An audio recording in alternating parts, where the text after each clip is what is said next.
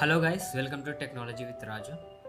ఈరోజు మనం ఏదైనా ఫైల్ కానీ ఫోల్డర్ కానీ ఏదైనా కానీ డిలీట్ అయిపోతే మళ్ళీ మనం రీస్టోర్ ఎలా చేసుకోవాలి అనేది మనం తెలుసుకుందాం.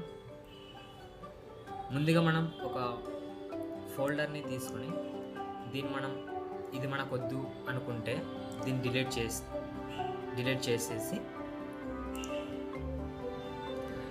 చేసిన తర్వాత ఏదైనా కానీ మనకు డిలీట్ అయితే రీసైకిల్ బిన్లో ఉంటుంది. ఏ ఫోల్డర్ కానీ ఏ ఫైల్ కానీ మనం ఇక్కడ నుండి మళ్ళీ రీస్టోర్ చేసుకోవాలి. మనం రీసైకిల్ బిన్ని ఓపెన్ చేద్దాం. మనకు అది ఫోల్డర్ నేమ్ ఏది బిన్ అని టైప్ చేసేస్తే ఇక్కడ మనకు కనబడుతుంది. దీన్ని మనం సెలెక్ట్ చేసేసుకొని రీస్టోర్ ది సెలెక్ట్ ఐటమ్స్ అదనేది డెస్క్టాప్ మీదకి వచ్చేసి ఉంటుంది.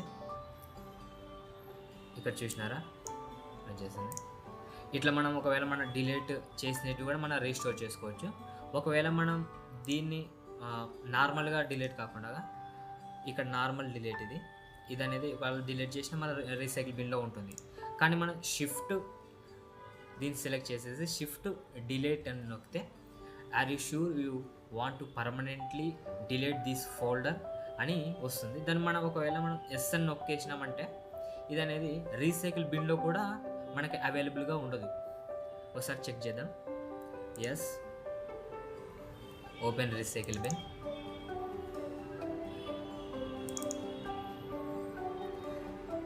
ఇక్కడ search recycle bin, folder name bin. ఇక్కడ చూసినారా, ఇక్కడ లేదు అంటే అది పర్మనెంట్గా డిలీట్ అయిపోయింది అనమాట. Okay guys, thank you.